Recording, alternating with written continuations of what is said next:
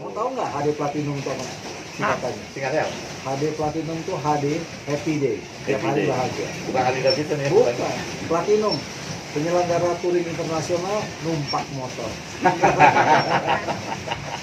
Jadi itu banyak. Iya, itu perpanjangannya HD Platinum.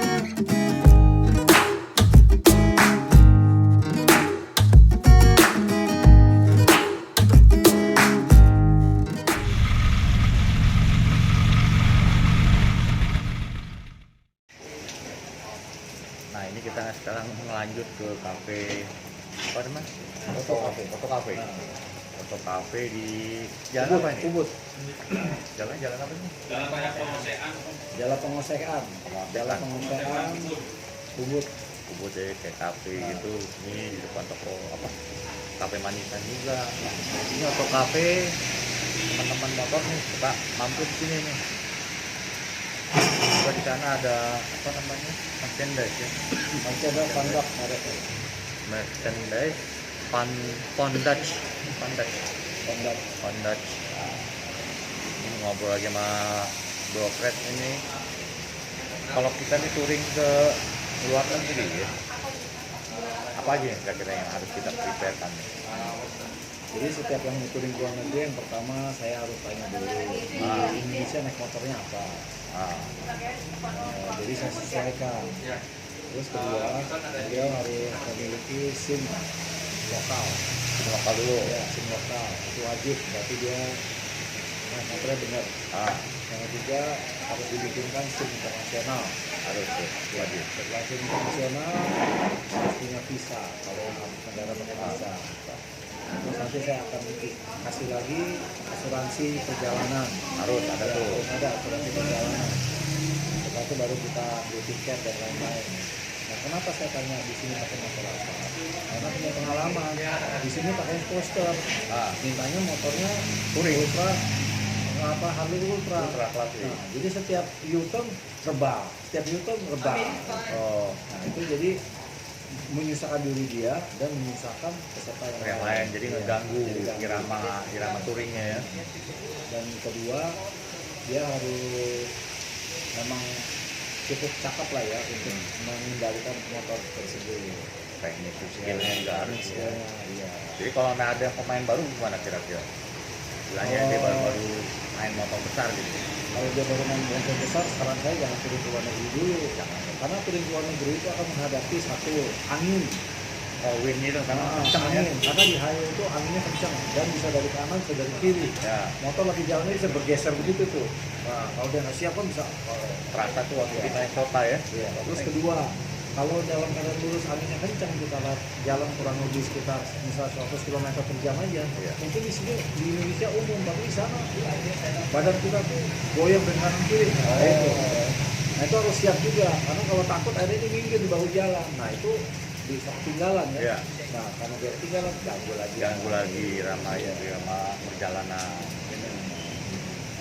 Terus mengenai apa namanya tim itu, kita tim internasional itu wajib apa dulu yang kita sediakan? Kalau bikin SIM internasional nggak sulit, cukup fotokopi paspor, fotokopi KTP dan fotokopi SIM kita sama pas foto 4x6, backgroundnya biru. Cukup ya? itu aja, langsung datang ke NTSC di Cawang. Nanti kita buat di sana, nanti di sana foto lagi, isi formulir dan lain-lain. Nah, berarti itu semua saya yang siapkan semua, mereka tinggal melaksanakan ke dalam. Tim internasional nggak pakai tes. Nggak pakai tes ya? Nggak pakai tes. Karena sudah ada tim lokal juga. Iya, sudah ada tim lokal. Tapi fasilitatornya nanti saya yang bisa fasilitasikan. Semuanya berjalan secara resmi ya. Bukannya nembak, bukannya nggak boleh. Ada, gitu. boleh. Itu biayanya berapa kok bikin internasional? Kalau saat ini hanya 250.000. Berlakunya sekarang 3 tahun. 3 tahun. Oke lah ya. Bela. Dan itu satu SIM itu berbagai macam bahasa. Ya ada bahasa Inggris, bahasa Rusia, bahasa Jerman, bahasa Cina, bahasa Arab, bahasa Thailand, bahasa Jepang ada. Ya. Tapi kita punya SIM internasional tidak berlaku di Jepang sama Korea. Nggak berlaku tuh? Nggak berlaku. Karena bahasanya beda. Ya, bukan bahasanya beda, mungkin karena bisa juga satu bahasa beda, dua rambu-rambu di sana kan rada-rada bahasa Iya. kanji gitu ya. Gitu. Dan mungkin juga karena kita naik motornya masih belum standar internasional, sama Jepang dia takut. Nah ini juga nih kalau perjalanan jual beli juga itu kalau ya berdasarkan pengalaman ya. Kalau bisa kita bawa bakal pakaiannya nggak terlalu banyak ya, Iya. karena pasti belanja ya. Akhirnya menu-menuin koper juga. Saran saya setiap ikut touring bawa koper isinya jaket touring, pakaian touring lah. Ya, Lalu bawa baju dua. yang waterproof lagi ya. Iya, Saya kalau bisa waterproof. waterproof. Dan disesuaikan cuaca lah. Kalau daerah panas ya jangan terlalu tebal. Ya, Kalau daerah cuaca dingin ya kalau bisa malah berlapis. Gitu. Nah, bawa baju nggak usah banyak-banyak supaya pada saat di sana kita belanja ke toko-toko coffee shop atau apa, jadi kopernya nggak penuh. ya. Aduh lagi datang kopinya nih, pesan americano di toko cafe. Ini kalau biker ke Bali wajib nih datang sini nih. Pakai gula? Boleh minta gula. Oh iya. Nah itu yang paling penting lagi pada saat kita touring di sana itu harus berbeda dengan gaya touring di Indonesia. Nah, kenapa? Satu, rambu lalu lintas di sana itu berlaku nggak kayak kita mungkin ya letter Iya. S Cuek dicuekin. aja. Ada tulisan 80 km dicuekin. Cuekin. Di sana 80 km nggak boleh lebih. Nah, Kalau di situ ada tulisan minimum 60 km juga nggak harus diikutin, jangan larinya 40. karena semua kamera berfungsi Iya, ya. jadi 60 ya harus 60, nggak boleh 40. Hmm. Setiap kita memasuki wilayah sekolah, rumah sakit itu wajib mengikuti alat rambu. Misalnya di situ 40 km karena sekolah, wajib ngerem 40 km. Karena kalau kita melanggar di situ sanksinya berat, Berat ya. berat di situ sanksinya. Itu ditilangnya itu bisa mahal sekali. Bener-bener itu kalau Ya. pengalaman temen juga waktu lewat itu touring di Di sana. New Zealand itu ya memang kejadiannya jauh itu berapa kilometer, namun setelah kami jalan berapa kilometer tiba-tiba di stop oleh polisi, dihampiri polisi, ada pengaduan bahwa ini motor dari rombongan ini apa mengalami crash gitu kan, lihat tabrakan mobil apa tuh mobil. Mobil sport, Mobil sport sport. atau Chevrolet apa gitu, sport ya. Nah jadi mobilnya rusak tapi tetap jalan biasa lagi ya karena ada insiden itu, maksudnya sampai bentrok mulut, konflik nggak ada. Namun ketika kita jalan berapa kilometer itu kena stop polisi ya tetap kena denda ya. Dan uniknya kalau kita udah katakan kita menyalahi aturan lalu lintas di satu negara ya, khususnya ini negara New Zealand ya, Australia sama Inggris. Nah, itu kan kalau kita katakan aman lah, tidak ada melanggar lalu lintas, kita tidak terbukti, tidak ada yang stopping polisi, tiba-tiba dikirimin Tilang. surat Surat tilang. berikut bukti-bukti. Iya, karena melanggar kecepatan aja. Jadi pada saat kita melanggar kecepatan di posisi tertentu, kita nggak tahu ditilang. Tahu-taunya setelah touring, tilang datang ke rumah. Nah, itu sampai ke rumah, kita dikirimin email, tapi surat tilangnya resmi juga datang ke rumah. Dan itu kita harus bayar. Kalau kita nggak bayar, Kalau kita nggak bayar, kita nggak bisa masuk Australia, nggak bisa masuk New Zealand, nggak bisa masuk Inggris, dan kemungkinan juga nggak bisa masuk Amerika karena mereka link kan. udah blacklist Ya, ya. walaupun kita bayar, nama kita aja sudah ada notis tuh pernah melanggar aturan lalu lintas dengan kecepatan sekian. Nah, kalau bisa ya kalau riding di luar negeri dikasih tahu dulu, bukannya nggak nyaman. Kalau kita ikut aturan malah jadi nyaman. Nah itu. Tapi kalau kita bawa gayanya gaya Indonesia yang nggak punya aturan, nah di situ nggak nyamannya malah. Nah, bahaya juga kan waktu kita touring di Amerika ya, Red ya. Itu ada salah satu teman itu bawa motornya mentang-mentang jalan di highway ya, tepi itu motornya dibawa oleng-oleng nih, zigzag nih. Kita memang nggak ada polisi yang ngelihat gitu kan, tapi bisa aja pengendara lain yang merasa terganggu dia bikin pengaduan ke 911 ya. Terus di kilometer sekian ada rombongan motor begini, jalannya begini, itu bisa kena juga tanpa pun polisi mengetahui, tapi mereka bisa memberikan bukti foto atau bukti video. Jadi itu yang kita memang harus perhatikan di negara-negara yang memang sudah maju ya secara teknologinya. Ini yang harus dipertimbangkan kalau kita pengen touring ke luar negeri. Di luar negeri kita jalan, mungkin tidak menemukan satu kali pun polisi. Ya, tapi semua masyarakat itu polisi. Polisi, Harus ingat itu. Iya. Jadi kalau ada sesuatu yang terjadi atau mereka merasa tidak suka, tidak nyaman, nah mereka akan lapor polisi. Jadi di luar negeri, di mana aja di luar negeri itu yang harus kita perhatikan satu, naik kendaraan, mau mobil mau motor. Setiap kita keluar dari segitiga, misalnya atau jalan T begini, kita keluar, itu kita wajib berhenti walaupun cuma 3 detik. Iya. Itu wajib berhenti. Karena ada lampu stop ya. Iya. Itu ada namanya giveaway segitiga ya, logo segitiga. Itu kita wajib berhenti. Kalau kita di jalur kiri Australia, New Zealand sama Inggris, kita harus lihat kanan. Kalau mobil itu kita lihat dalam bentuk utuh, berarti kita harus berhenti karena itu dekat. Walaupun ini jauh. Enggak, pasti dekat itu. Pasti dekat. Nah, itu kalau jarak kurang lebih 102 atau 150 meter, itu dengan kecepatan 80 berapa detik udah sampai Iya. kita. Nah, kita harus berhenti biar dia lewat dulu. Jadi Beda dengan sini nih. iya, jadi kita nggak boleh memberikan dia tuh gara-gara kita dia ngerem. Iya. Nah, itu dia nggak terima. Kalau dia berhenti bagus, kalau dia nggak berhenti dia sulit kita. Itu satu. Terus kedua, ada lagi namanya round gap. Itu bundaran segi 4, tapi di tengahnya ada bundaran. Kalau kita di jalur kiri, kita harus kasih yang jalur kanan duluan jalan. Kita harus berhenti. Kanan jalan habis, baru kita jalan. Nanti waktu kita jalan, kita juga ada dikasih duluan yang kiri kita. Oh gitu. Jadi estafet gitu ya. Iya, itu kayak begitu. Itu nggak ada lampu merah tuh. Kalau kita ridingnya di Eropa atau di Arab, nah itu kita sebelah kanan. Amerika kan, itu sebelah kanan. Yang kiri harus kita dulu ya, kebalik tuh. Jadi seperti itu kita menjadi polisi sendiri. Jadi bukan harus diawasi dulu karena kita memang harus benar-benar memahami apa sih rambu-rambu lalu lintas. Itulah makanya kita ada SIM nasional itu. Tapi kebanyakan kayaknya kalau polisi di sana kita pakai SIM kita juga kayaknya bisa ini ya. Jadi kalau SIM internasional itu biasanya kalau kita sampai berurusan sama polisi, dia yang tanya adalah SIM internasional. Iya. Mungkin pada saat kita nyewa motor, kita pakai SIM lokal aja oke, nggak apa-apa. Gitu. Jadi kita kalau pakai SIM internasional tuh lebih baik tetap ada. Jika terjadi sesuatu sama polisi, nah polisi melihatnya SIM internasional. Itu yang benar-benar Dia nggak SIM lokalnya tuh pada saat kita sewa masih boleh dipakai bisa penyewaannya. Nah kalau untuk SIM Indonesia ini produk di ASEAN masih berlaku ya. Apanya? SIM kita ini di Indonesia ini berlaku untuk negara ASEAN juga kan, nggak perlu SIM internasional.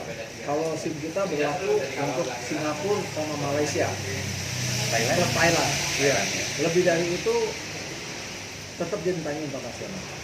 Oh gitu ya. Filipina Filipina tetap internasional. Mungkin karena Filipina sebenarnya Thailand aja juga dia nggak ngerti bahasa kita ya, Iya, tapi dia masih bisa terima. masih bisa terima ya. Dia masih bisa terima. Karena Thailand gaya-gaya naik mobil, naik motornya masih gaya-gaya Sama ya. Indonesia. Iya. Punya suasananya juga masih sama kayak Indonesia. Kecuali kita juga. start dari Thailand, kita menuju Kamboja, Vietnam, sampai nah itu di sana-sananya nggak begitu banyak urusan sama polisi ya aman-aman aja. Jadi itu orang harus diketahui juga oleh teman-teman yang memang minat, teman-teman bikers yang minat bikers dari motor kecil sampai motor besar ya kalau memang mau lakukan touring ya dan bersamaan itu yang harus dipatuhi. Kalau untuk motor kecil di Itali masih bisa, Kita yaitu menggunakan Vespa. Vespa. Iya, masih bisa. Tapi juga nggak bisa terlalu jauh. Kalau di negara lain kayak misalnya Amerika nggak bisa, tetap harus motor besar. Kenapa? Ya itu karena jalan-jalanannya Kenceng loh, itu untuk motor besar. Dia punya angin kencang. Kencang. Naik motor besar aja masih bisa kecil. Oh iya, apalagi motor kecil. Motor kecil, apalagi melayang ya. Gitu. Kalau di Malaysia aja juga masih motor besar lah ya. Karena Iya. highway semua jalan. Highway semua. Kita bisa masuk tol ya. Ya, kita masuk ke Singapura sama Malaysia, Thailand ada tol nggak? Thailand nggak ada tol. Nggak ada tol. Ada. Thailand adanya jalan layang, tapi Jalan di Bangkok. Itu di Bangkok dan motor tetap kayak Indonesia nggak boleh masuk. Nggak boleh. Nggak boleh. Itu ada satu jalan layang panjang, tapi nggak boleh camping. Jadi Singapura sama Dan- Malaysia ya. Ya, dan saya kalau di Thailand nggak pernah bawa touring ke Bangkok. Kenapa? Macet. Oh, macetnya minta ampun. Macetnya ampun. Iya, jadi kita naik motor tuh cuma buang waktu gara-gara macet. Kalau di Thailand naik motor daerah Phuket, nah itu kayak di Indonesia di Bali, ya? kayak Kuta, di Bali. Kuta. Ya. Emang Itu suasana. masih bisa pakai X-Max atau pakai Yamaha yang T-Max, T-Max, T-Max, yang T-Max. 600 cc. Oh, iya. Nah itu jadi yang tadi disampaikan mobil keren berdasarkan pengalaman beliau ini melakukan apa namanya bukan touring itu di beberapa negara. Jadi saya juga karena bopek ya tahu ya, karakter saya bawa motor, tahu watak saya bagaimana dalam ini. Dia sering ngajak mereka ini ada ini bukan ini mau ikut nggak? Ini sebenarnya bulan Maret ya. Maret ya. Maret, Maret Daytona 2000. Bike Week adanya di Florida. Ke Daytona Bike Week. Insya Allah ada rezeki mau ikut sih. Nggak tahu yang pakai bikini. itu nanti menarik ke Daytona Bike Week. Jadi dari Nah. Miami kita menuju ke Key West. Nah, Key West itu pulau kecil, benar-benar lepas dari Amerika ya. Jadi dia masuk Amerika tapi dia adanya di tengah laut. oh, Nah, jadi menuju ke pulau itu juga kita melalui jembatan. Jembatannya adanya di tengah laut lepas. kayak ini ya, bukan kayak apa kakak Golden Gate enggak ya? Bukan. Oh iya, dia kan nggak itu ya. Kalau ini jembatannya kayak model jalan tol, tapi lautnya di jalan. di atas laut. Panjangnya 120 km. Kebayang anginnya. Goyang-goyang nggak tuh jalan? Jalannya nggak goyang, mungkin motor kita ada goyang-goyang, Goyang-goyang. walaupun ada tahanan ya. Karena empatan angin laut itu kan beda dengan di darat. Iya. Karena kalau laut itu kan lepas dengan angin tuh. Kalau darat kan masih ada ke halang-halang sama gunung atau gedung-gedung ya. Tapi kalau udah lewat jalan di atas laut itu udah jelas pasti beda. Nah, itu menariknya tuh. Nanti juga buat teman-teman seandainya mau pergi sendiri ke luar harus lihat cuaca.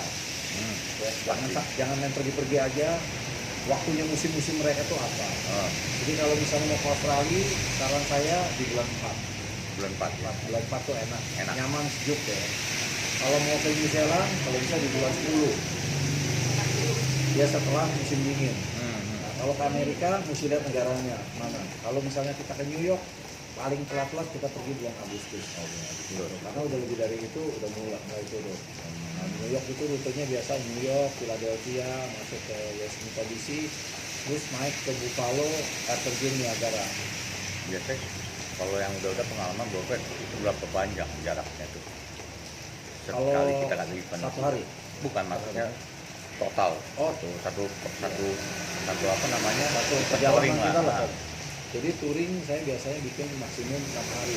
Karena lebih dari 6 hari kita bosen ya. Udah bosen, Nah, kalau ya. sudah bosen naik motor udah nggak impress lagi. Hmm. Nah, jadi dalam 6 hari itu kurang lebih dari 1.500 sampai 2.500 rata-rata. Terus 2.500. 4 hari tuh. Enggak, 6 hari itu. Oh, 6 hari itu. Iya. Tapi saya selalu buat paling mentok tuh paling tinggi 2.000 lah sekarang. 2000. Karena dulu tuh masih 2.500 masih berani. Tapi ya lama-lama suka bosen, jadi peserta juga udah naik motornya udah nggak nyaman, daripada kita bahaya lebih baik kita nyaman Nah, sesuai dengan motor kita fun gitu. touring. Ya. Jadi naik motornya fun aja gitu. Nah itulah juga kalau kita biasa kalau touring tuh teman-teman ya, kita kalau mau nginap itu biasanya di hotel-hotel yang memang tidak terlalu lux ya, karena jangan dianggap wah biasa yang hotelnya begini, karena kita kalau touring itu ketika sampai di hotel karena kondisi capek nggak mikir macam-macam, tidur pagi harus jalan lagi, betul nggak? Dan hotel di luar negeri walaupun di desa-desa, kalau kita nyari hotel yang mewah-mewah nggak ada. Kedua, hotel walaupun tidak mewah, misalnya kita bicara misalnya Melati aja deh ya. Tapi hotelnya bersih. Bersih. Di pengalaman tuh rawat, waktu iya, di bersih. Dan motel di sana tanda kutip ya kan, motel di sana itu top banget. Ya. Kamarnya besar-besar, bersih ya. Bukannya seperti motel yang di sini ya, kalau di Indor ya. Nah, bukan beda. Itu Beda mah tuh. hotel jam-jaman. Iya, itu beda tuh, beda tuh. Iya, di sana juga boleh dipakai jam. Begitu ya? Misalnya gini, satu orang perjalanan ke satu tempat, oh dia cuma mau singgah aja 1 jam numpang tidur doang, bisa gitu. Nah, Bro Fred, apakah HD Platinum ini cuma melayani kita touring motor aja, atau ada bisa mungkin kita dengan Bro Fred ini mungkin mau naik karavan atau motorhome kayak gitu? Saya nggak tahu ya kalau di New Zealand itu ada karavan, tapi saya selalu tidak pernah menyarankan. Kenapa? Karena di New Zealand itu walaupun musim panas saja buat kita dingin. Musim panas dia buat kita dingin. Ya. Kita contoh ya. Musim panas dia itu yang namanya 12 derajat itu dianggap musim panas. Pak, buat kita gimana? Ya kan? Kalau di Jakarta puncak aja 26 derajat itu kita udah menggigil. Ya. Nah, itu 12 derajat buat mereka panas. Bayangkan karavan itu kan cuma kaca doang. Nah, Dindingnya. iya. Ya tembus kan. Ya. Kita yang di hotel aja masih menggigil. Iya, apalagi. Walaupun mereka ada pemanas ya. Nah, karavan itu juga kan kasurnya kan model dilipat. Biasa kan tengah-tengahnya ada besinya. Iya. Biasa suka nggak nyaman ke pengunjung kita. Terus kedua, dia tuh harus sebentar-sebentar berhenti di tempat stopan karavan. Satu, isi listrik, Ya. ya kan? Oh, Dua, isi air, mandi ya. mandi. Kayak begitu. Terus ketiga, ya mungkin kalau kita mau kebutuhan ke belakang apa segala macam repot lah. Nah. Gitu. Terus kita pada saat malam kita mau berhenti, kita nggak bisa sembarangan. Berhenti di mana? Harus ada nomor Harus ada tempatnya. Nah, tempatnya tuh biasanya gelap gulita, ada apa. Ngeri. Nah, Keamanan juga. yang kita pikirkan tuh binatang. Yang kita takutkan binatang. Binatang, ya? Iya, binatang. Nah, walaupun saya tur bawa mobil, itu saya pernah tur bawa mobil. Satu keluarga saya satu mobil. Misalnya ada mobilnya, misalnya maaf ya, ini mobil SUV deh. Nah, Ya. SUV. Nah udah SUV kita jajar, kita konsol. Tapi nginep tetap di hotel. Oh, Supaya nyaman.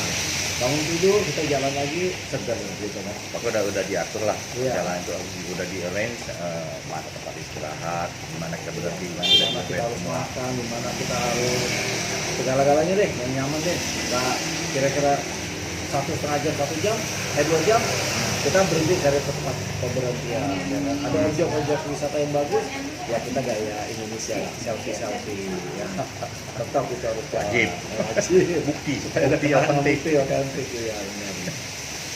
Jadi saya pengalaman sama Bro Fred ini kalau udah pakai touring motor Harley ini selalu minta stop ke apa namanya, bukan desa itu apa namanya, dealer Oh iya, dealer motor. buat belanja. Iya. Kalau dealer motor itu wajib kita berhenti. Wajib berhenti ya. Karena kita punya kaos itu di belakangnya ada tulisan daerah dia atau negara dia. Bisa menjadi daya tarik apa namanya, saat kita touring ya, salah satunya itulah kita ngumpulin koleksi kaos-kaos di mana negara yang kita lewatin maupun Koleksi kota yang kita lewatin ya. Koleksi pin. Koleksi pin juga wajib. Mereka paling suka nih pin. Saya ini kalau hobi itu udah touring ini ngumpulin pin, satu pin lokal, kedua buckle, Tuh, kepala pinggang, sama satu lagi kaos. bed ya. Pads ya. Apa? Pads ya, buat dirang. Nah, vest juga itu sama stiker, stiker yang kira-kira memang belum dijual di Indonesia. Tuh. Jadi ini obrolan sekilas sama Bro Fred.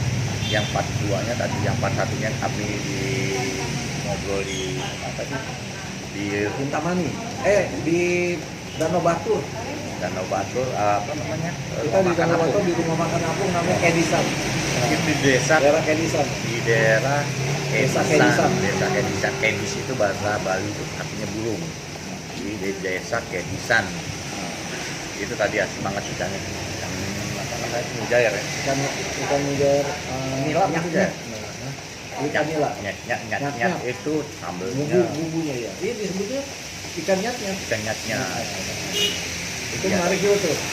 Makanya sambil Goyang. oleng goyang terus ya. Gua yang nggak pakai obat itu. Silakan langsung kalau goyang. mau ke sana tuh. Enak tuh tempatnya yang Kintamani ini turun lagi ke bawah. itu jarang dikunjungi orang soal ini ya. Jarang yang tahu. Jarang tahu. Nah, coba wajib juga tuh nyobain resto apung di desa Kedisan. Jadi touring keluar satu. Pada saat kita sewa motor, kita harus tahu bahwa plat nomor motor itu pajaknya dalam keadaan hidup. Oh, Harus hidup. Kenapa? Karena kalau nggak di jalan pasti stop polisi. kena. Karena polisi itu tahu bahwa motor itu Udah pajaknya udah nggak ada. pajaknya hidup atau enggak. Karena dia cukup pakai dia punya gang komputer, tetap dia tahu itu motor. Karena di luar negeri STNK-nya itu adanya di luar. bukan di kantong. Oh, gitu. Di luar. Dia bentuknya sebentar KTP doang gitu kan. Jadi dia bisa ambil signal. Oh, gitu. Ada microchipnya kali ya? Iya. Terus kedua, kalau naik motor, tolong perhatikan garis-garis jalan. Ah, iya. Ya, garis-garis Ya, jalan itu pengalaman. ada 3 jenis. Garis kuning atau putih itu garis lurus. Itu nggak boleh dipotong. Nggak boleh. Ya. Atau garis putus. Garis 2 kuning itu sangat-sangat tidak boleh dipotong. Nggak boleh. Nah, kalau garis putih atau kuning di satu aja, jika darurat masih kita bisa potong. Tapi kalau kuning nggak boleh, 2 ya, garis 2 kuning. Terus garis 2 kuning ada satu lurus, satu putus-putus. Nah, kalau putus-putusnya di posisi kita Kita boleh motong. dalam kita boleh motong, tapi di depan kita harus benar-benar nggak ada kendaraan, zero. Baru kita boleh motong. Dan cara motongnya nggak boleh dekat kendaraan. Motongnya Jauh. harus masuk ke jalur sebelah. Nah, gitu. jadi motor harus ke Ambil. jalur sebelah, benar-benar jalur sebelah. Sudah lewati kurang lebih 20 meter baru kita masuk. Nggak Jadi bisa nggak boleh langsung potong. siksak itu nggak boleh Nggak juga. boleh. Nah, terus, nah gitu. Nggak seneng diaduin sama yang Ya nggak seneng diaduin. Nah, jadi kalau ada satu jalur yang sempit ya, satu ke sana satu kemari, itu kalau ada garis lurus kuning 2 dan nggak masih banyak mobil, kita ikutin aja. Karena nanti di depan itu akan 4 jalur. Nah, biasanya jalan pelan minggir, kita lurus, motong dia. Nah, itu biasanya panjangnya kurang lebih sekitar 500 meter. Ya. Nah, kita manfaatkan itu untuk nyusul. Ada itu. Jadi nggak usah khawatir. Aduh, kelamaan nih nunggu di depan. Nggak usah. Jadi nanti ada waktunya, kita bisa waktunya nyusul. Jadi itulah peringatan buat teman-teman ya, khususnya memang yang bikers atau motor besar. Kita happy bahwa motor itu di Indonesia ini karena ya mungkin aturannya ya kita tahu sendirilah, nggak terlalu diindahkan ya, kadang-kadang juga kebablasan. Tapi ketika di luar negeri kita baru merasa bagaimana memang kedisiplinan kita mengendarai motor, tanggung jawab kita di jalanan ya, tanggung jawab kita juga dengan pengguna kendaraan lainnya, itu sangat benar-benar kita harus peduli juga gitu. Nah inilah kenapa saat saya ini baliknya balik dari touring itu jadi ke bawah irama kedisiplinan kita mengendarai itu ke Indonesia tuh jadi benar-benar terasa ya. Benar. Sampai kita kadang kesel ngeliat kelakuan lu kok sampai begini motor kok begini bukannya stop, tapi memang itulah kita memang menjadi pengalaman yang membuat kita menjadi lebih baik lagi. Jadi itu teman-teman, nanti kita ngobrol-ngobrol aja ngobrol web ya. Saya potong itu. Di luar negeri peraturan berkendara itu disiplin, ya kan? Ada. Pertanyaan saya di Indonesia ada nggak? Ada. Sama nggak? Sama. Hanya kita nggak menerapkan. Ya kan, kita nggak menerapkan dan kita melanggar pun tidak ditangkap istilahnya, tidak diindahkan sama petugas ya kan. Jadi kita aja melanggar kan. Nah, kalau di luar negeri kita melanggar, nggak ada polisi juga sih, tapi kameranya jalan. Ini belum ada, makanya saya bilang Iya. di Indonesia ini belum begitu terlalu ketat, makanya inilah surga bikers. Kalau di Indonesia ini lengkap, jalanan rusak ada, gelombang ada, ekstrim ada ya. Terus bukan mengenai keamanan juga kadang-kadang ya nggak peduli bener gitu. Dan bahkan garis yang sudah nggak kepake masih ditinggalin. Itu, jadi kita bingung. Jalan yang mana nih ya? Jadi ambil satu contoh ya. Di tol itu kita motor kan nggak boleh, mobil aja kan. Ya. Itu kalau kecepatan di bawah 60 dia nggak boleh jalan di kanan. Nggak boleh. Kan dalam tol Indonesia itu kecepatan minimum 60, maksimum 80. Ada minimum 80 juga. Maksimum 80. 80 ya. Nah, walaupun kita jalan 80 harusnya tidak boleh jalur paling kanan. Nomor 2 setelah kanan. Harusnya. Kenapa kanan itu untuk nyusul? Nyusul. Apalagi kalau jalannya 40, 50 di kanan. Nah, itu membuat jalan macet. Ayo ingat-ingatin ya, minta maaf nih. Kalau bisa jalan 60 paling kiri Kalau ambilnya. memang kita lebih nyaman jalan di sebelah kanan ya, tapi kita juga harus nyadar bahwa pengguna jalan ini bukan kita sendiri aja. Kita mau nyaman, orang pun juga mau nyaman.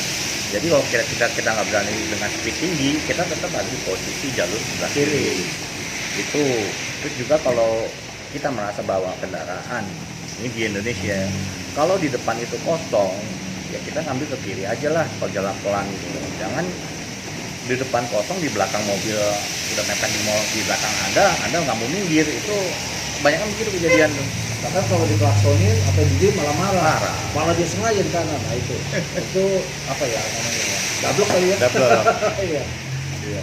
Jadi mulailah memahami kita nyaman berkendara, nggak ditegur-tegur orang, dan kita juga nyaman memberikan pada pengendara lain. Semuanya sama-sama bayar pajak kan. Iya, betul. Jadi itu perlu kata. Nah kalau disebut pemotor arogan itu kembali lagi kepada pribadi ataupun oknum masing-masing ya. Nggak semuanya bahwa pengguna motor besar ini arogan, ya. Dan motor kecil juga nggak semuanya sopan. Nggak sopan. Iya, Bahkan benar. lebih parah lagi Iya. gitu.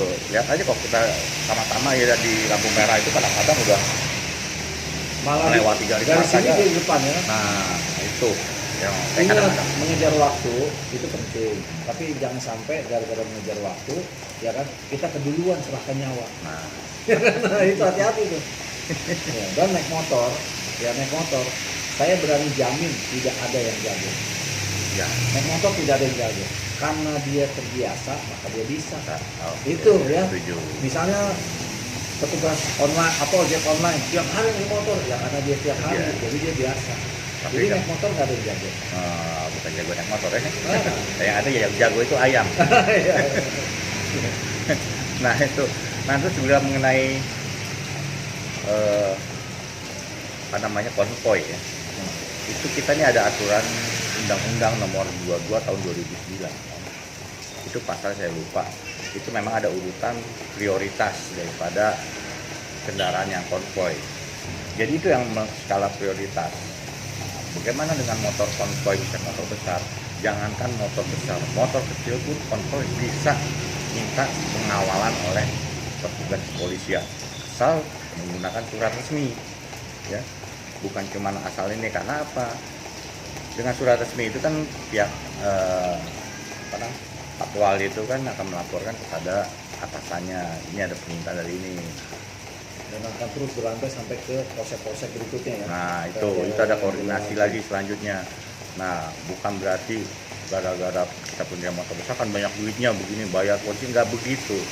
Kita di sini juga kalau dengan konvoy dengan patwal itu kan manusia juga, dia punya capek ya, punya rasa lapar, punya haus, ada keluarga yang ditinggalkan ya. Kami katakan nginep di hotel, masa patwal kami kirimin gitu. Jadi memang kita akan memberikan fasilitas apa yang kita pakai gitu loh. Kita sama, karena kita sama pengendara motor, punya capek juga gitu ya. Bukan berarti punya banyak uang. Nah terus ini apa namanya, masalah rambu-rambu kalau di Indonesia ini sesuai Undang-Undang Nomor 22 Tahun 2009 yang saya tahu nih, yang saya pahamin, apakah kita sebagai pengendara konvoy khususnya motor besar boleh melanggar lampu merah? Saya bilang boleh. Boleh. Kita bisa lampu merah, rambu itu tidak akan berlaku selama ada pengawalan dari kepolisian. Lampu merah, tapi disuruh jalan oleh petugas, artinya gugur kan? Karena petugas kepolisian yang ada, jadi semua rambu-rambu itu gugur karena ada petugas polisi yang mengatur. Karena dia tahu gimana traffic jam yang ada gitu.